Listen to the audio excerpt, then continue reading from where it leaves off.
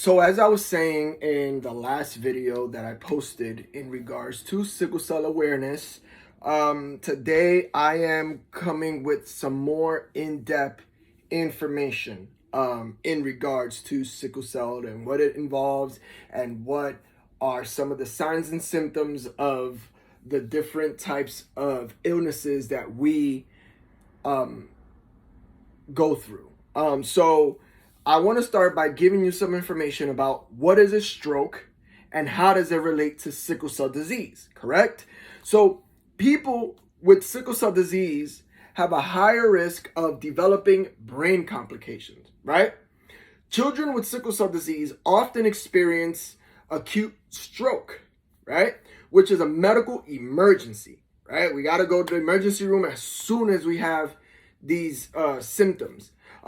Stroke and other brain complications happen when sickle cells block large arteries leading to the brain, correct? Children and adults with sickle cell disease may experience a silent stroke, which does not show any signs and can only be detected on an MRI, correct? So children should be screened often for stroke risks. Chronic, also known as regular transfusions, can reduce the rate of strokes. So for me, in my instance, when I was a teenager, I used to get blood transfusions every 3 weeks. It was more frequent and more together, more closer, more frequently. I used to get transfusions. But now that I'm older, now that I'm in the adult clinic, I now get them once a month, or I can go as long as even once every 2 months. If I go more than 2 months, then I'm pushing my limits, right? So as an adult, we want to make sure that we don't go more than 2 months without that transfusion. And as a teenager, as a teenager is different, so I recommend that you go and you speak to your pediatric hematologist. Don't take advice from me. I don't want to give you something that was done for me in the past that may not work for you. So please don't think that because you're a teenager, you're going to go and you're going to push your limits and you're going to go for 2 months, right? Go for every 3 weeks or go as often as your hematologist, your pediatric hematologist recommends you get your transfusions, correct? So why do I think people with sickle cell disease are at risks of strokes?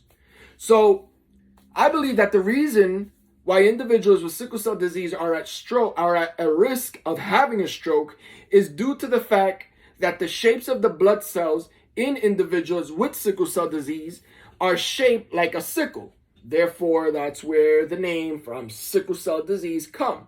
When I was in the pediatrics department, it was shown to me as half a moon. So if you don't know what a sickle is, then just think of what a half a moon looks like, correct? So therefore causing blockages in the main and small vessels in the body, specifically the brain. Correct? So when there is a lack of blood in the brain vessels, there is a higher risk of a stroke developing, right? So acute stroke and chronic low blood flow to the brain are severe complications of sickle cell disease. About 11% of individuals with sickle cell disease have a stroke before age 20. This increases to 24% by the age of 45, right? I'm 32. I have a little bit of time left, so I don't know yet for me personally, but my research said that, this is increases to 24% by the age of 45, correct? The risk is highest for children between the ages of 2 and 5 years old, correct?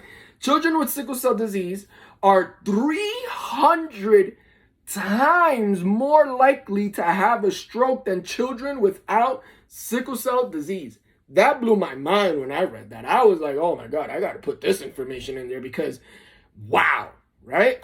So children who have had a stroke also have a higher risk of having a second stroke, right? So I want to talk a little bit about my personal experience with when I had a stroke, correct? So I remember going back to when I was 6 years old, correct? Having multiple strokes, right? If I had to put a number, I would say anywhere between 3 to 5 strokes when I was at only 6 years of age, right? During that time, back in the late 80s, right, was one of the most challenging things that a young child could have gone through, because sickle cell disease is common in people of African and Mediterranean descent, right? So what do I say that? And because of that fact, of the fact that I was born in the Dominican Republic, I wasn't considered to be any of those two things, right? So my sickle cell disease was overlooked, correct? I ended up having a combination of an ischemic stroke as well as a hemorrhagic stroke. Now I'm going to give you a little bit of dictionary definition for those two things. So an ischemic stroke is a type of stroke that happens when blood flow to the brain is blocked, correct? And a hemorrhagic stroke is a type of stroke that happens when the blood vessels burst and bleed into the brain, right? Hemorrhagic stroke is the most common among adults between the age of 20 and 29. So with that being said, correct, I just want for you guys to know and to view me as a live dictionary, right? I'm gonna, that was just the first, actually the second video of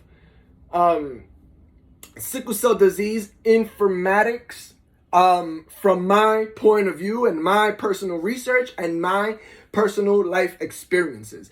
I will be talking a lot more about sickle cell disease and the things that it involves, and next in the next video, which I hope to start working on either later on tonight or start working on tomorrow morning, and I will record sometime next week. I'm not sure yet, but in my next video, I want to give you guys a little sneak peek, and I'm just going to talk to you guys about when I started having blood transfusions, the kind of medications that I was on as being in the pediatrics clinic, and the kind of medication that I was on now being in the adult clinic.